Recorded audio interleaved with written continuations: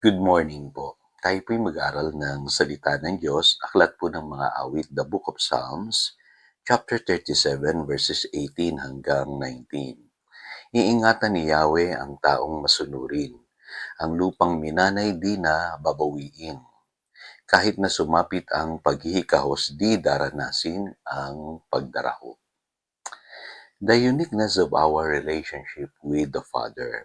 Sa English Bible po, ang salin po ng verse nating binasa ay ganito: The days of the blameless are known to the Lord, and their inheritance will endure forever.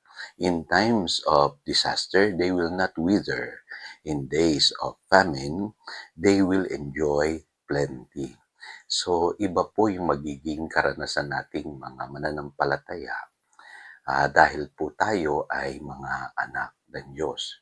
At malaki po yung pagkakaiba ng karanasan ng mga mananampalataya kaysa sa mga taga-sanlibutan sa panahon po ng disaster o even sa panahon ng pagdaraho, sabi po ng Biblia. So, marahil ay napaisip kayo yesterday dahil sinabi ni Pastor na kakaiba yung nagaganap sa ating mga buhay. Kahit magulo ang mundo, iba yung nangyayari sa atin bilang mga anak ng Diyos. Ano po, baka akala po ninyo gusto lang ni Pastor pag-aangin ng inyong mga damdamin.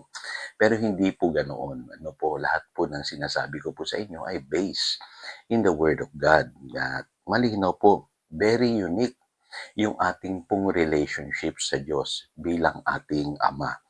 Ito po yung ipinapangaral ng ating Panginoong Hesus nung naririto po siya sa lupa. Ano po? Hindi po yung empty religion, kundi yung isang relationship na nababase sa pag-ibig ng Ama. At ako po, may patotoo, meron na naman akong bagong apo. At sabik na sabik po akong makita siya, kaya ako po ay nagpunta rito sa Japan para lang makita itong aking apo. Parang yung kasabikan na yon ay dala po ng aking pagmamahal sa aking pamilya.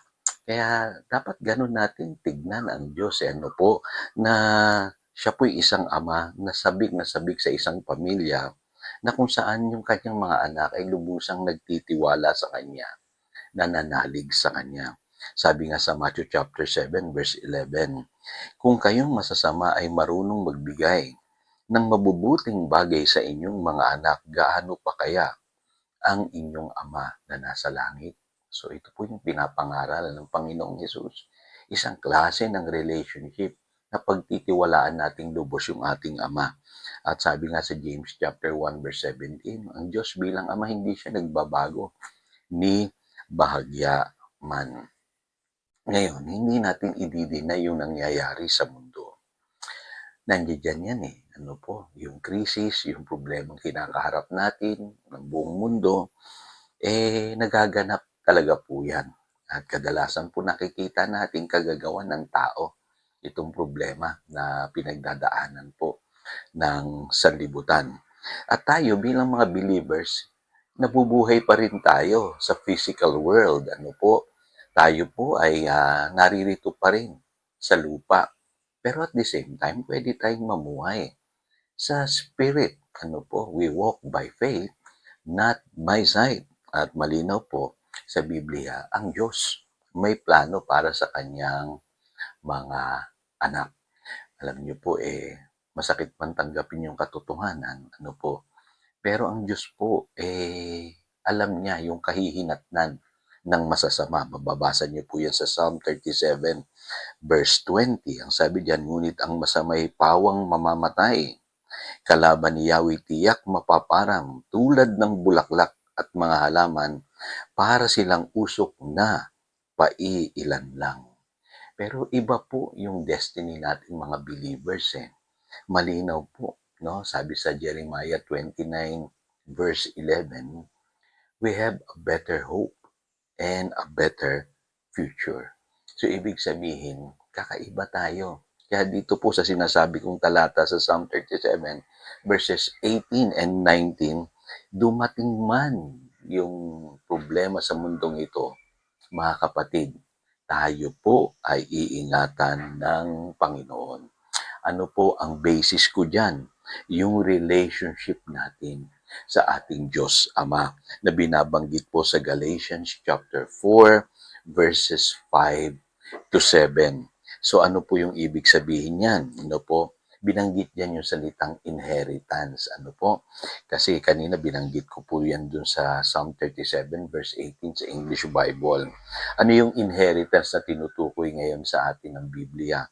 Yung tinanggap natin kay Kristo Jesus.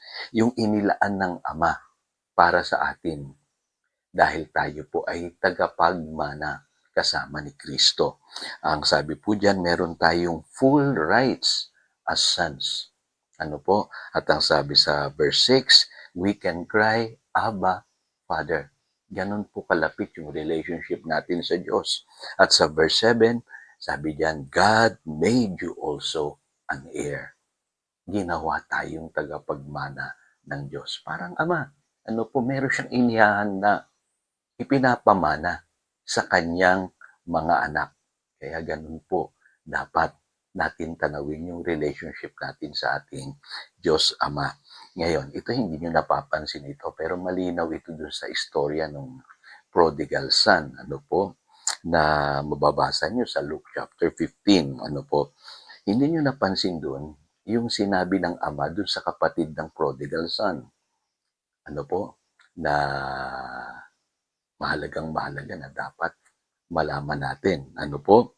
Sabi rito sa verse 31, my son, the father said, you are always with me. Everything I have is yours. Yun ang sinabi ng ama dun sa kanyang isang anak. Ano po? Nananatili sa kanyang tahanan. Lahat ng mayroon ako ay para sa iyo. Ngayon, nakakalungkot yung nangyari sa prodigal son, di ba? Dahil sa katigasan ng ulo niya, nawala yung kanyang inheritance. Ganun ang nagagawa ng kasalanan sa buhay ng tao. Ano po, muntik na siyang dumanas ng matinding paghihirap sa buhay. Taggutom. Ano po, buti na lang na pag-isipan niyang bumalik sa kanyang ama. Ano po, at napakabait po ng kanyang ama. Tinanggap siya bilang anak. Ngayon, yung kapatid niya, ano po, di ba nagselos? Ano po? Pero alam niyo po, napakaganda ng karanasan ng kapatid niya eh. Bakit po? Kasi nasa tahanan siya ng ama at lahat ng kanyang pangangailangan pinoprovide ng kanyang ama. So makikita niyo po yung analogy, no? Tayo pong mga anak ng Diyos.